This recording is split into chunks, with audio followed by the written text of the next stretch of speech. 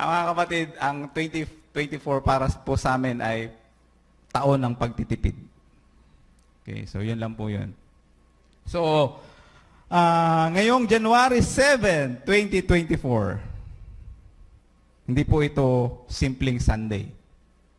Napaka-special po na Sunday na ito. Dahil ito po ang pinakaunang Sunday ng taon. First Sunday of the year, 2024. And second thing, ngayon po ang launching po ng biggest project sa history po ng simbahan natin, ACF. So ila-launch na po natin. Ito na po yun. Nasa realidad na po tayo. Tuloy na po. Project na po ito. Project Lote at 40. Okay?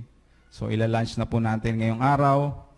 At mga kapatid, ang goal po na ito ay 2 taon, 24 months. Okay?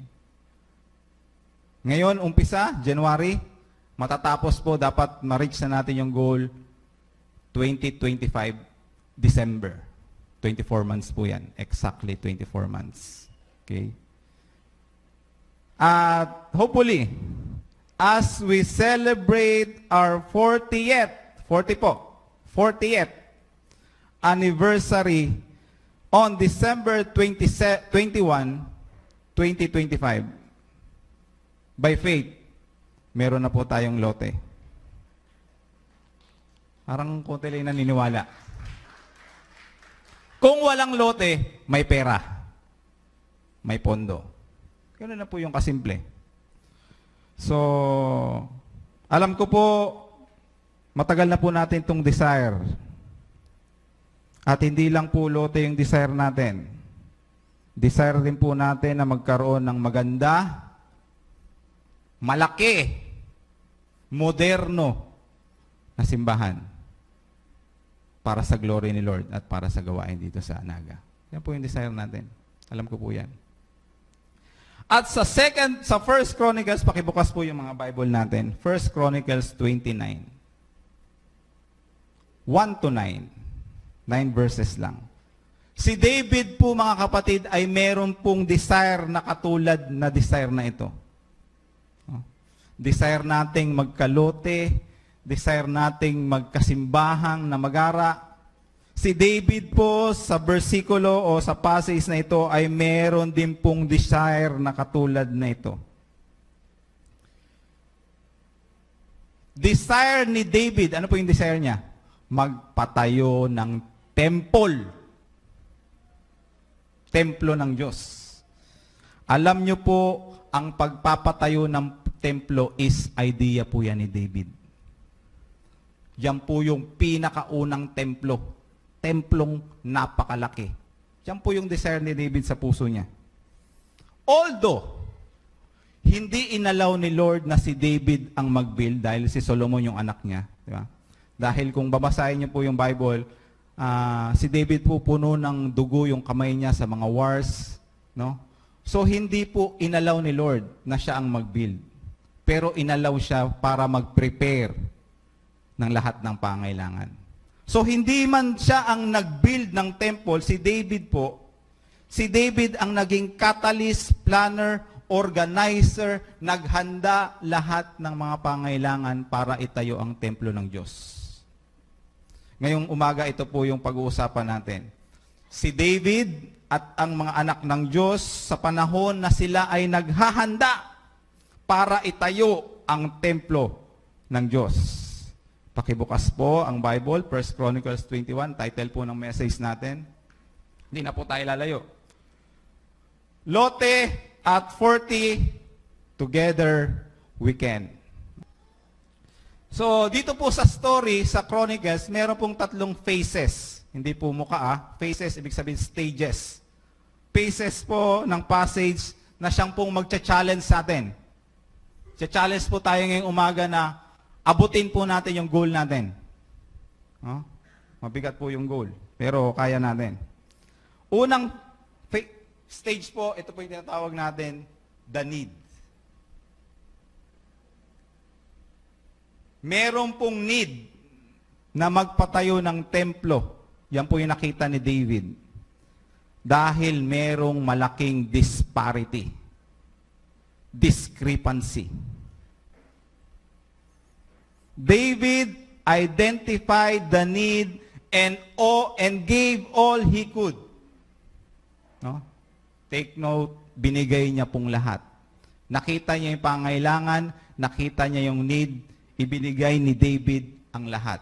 Verse 2, with all my resources, I have provided for the temple of my God, gold for the gold work, silver for the silver, bronze for the bronze, iron for the iron, and wood for the wood, as well as, anong basa dyan? Onyx, for the settings.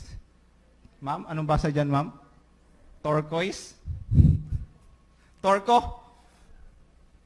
Stone. Of various colors and all kinds of fine stone and marble, all of these in large quantities. So, ito po yung mga dinonate ni David. Ibinigay po ni David ang lahat, mga kapatid, sa abot ng kanyang makakaya. So, kung naalala nyo si Mary, ito po yung tinatawag natin na lubos, taos, gabos para sa templo ng Diyos.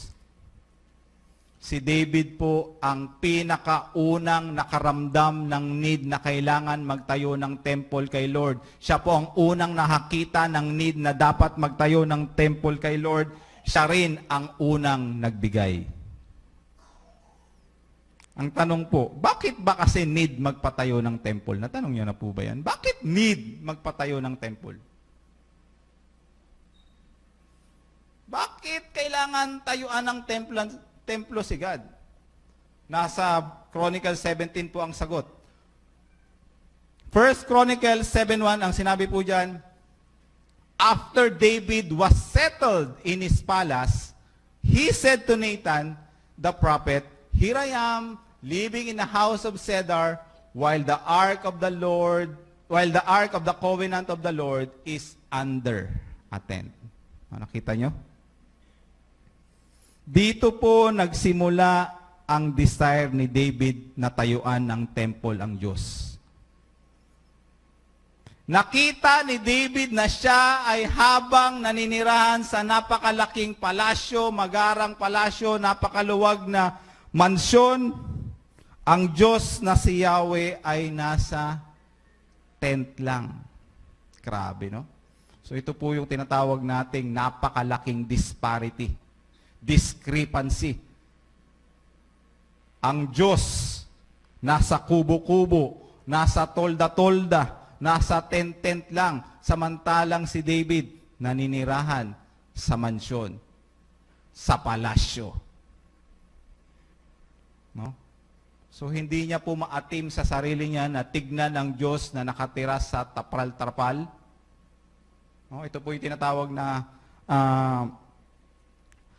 tabernacle sa time nila. So doon po nakalagay yung Ark of Covenant. Doon po yung tahanan ng Diyos sa tabernacle. No? So, hindi po ito konkreto, hindi po ito magara, hindi po ito malaki. Sinabi pa sa verse 10, ang tahanan ng Diyos. Kaya nga po habang pinagmamasdan ni David ang kanyang kalagayan, ang kanyang tahanan, at ang tahanan ng Diyos, grabe ang kanyang naramdaman sa sarili niya, na bagabag po ang kanyang kalooban. Siguro halos kada gabi hindi po siya makatulog. Parang hindi talaga ito po pwede. Si Lord nasa tent, ako natutulog dito sa... So hindi po pwede. Dapat magpatayo tayo ng temple. Hindi ito pwede. So meron pong need na nakita si David. Meron siyang nakitang discrepancy, disparity.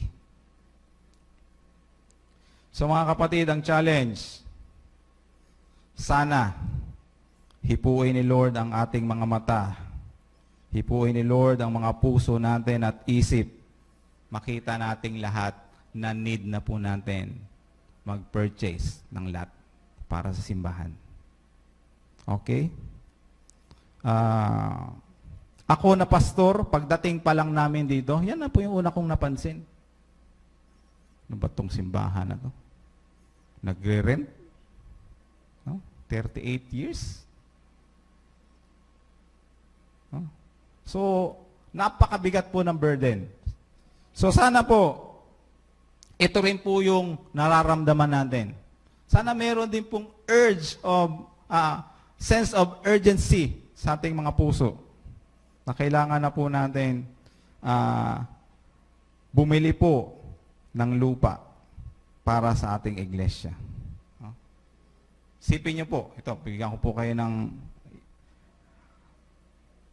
Kaming mga pastor, come and go lang po kami. Okay. Darating, aalis. Darating ang time na kung tatawagin na naman kami ni Lord sa ibang lugar na may papagawa na naman, so kailangan namin umalis dito kung darating yung time na yun. Kung umalis kami dito, wala po kami madadala kahit isang pasong lupa. So ito po, ang point po is para po sa inyo actually. Para po sa mga susunod na henerasyon. No? Para po sa atin. No? So mga kapatid, it's about time na po. Panahon na po talaga. Kung sa Tagalog pa, hinog na. Malapit na nga ma-overripe. No? Hinog na. No? So mga kapatid, tayo po ay papunta sa paglago. Tayo po ay papunta sa pagdami. So ngayon pa lang, paghandaan na natin. No? And pangalawa po, sana makita rin natin na meron din sigurong disparity sa kalagayan natin ngayon at sa kalagayan ng tahanan ng Diyos.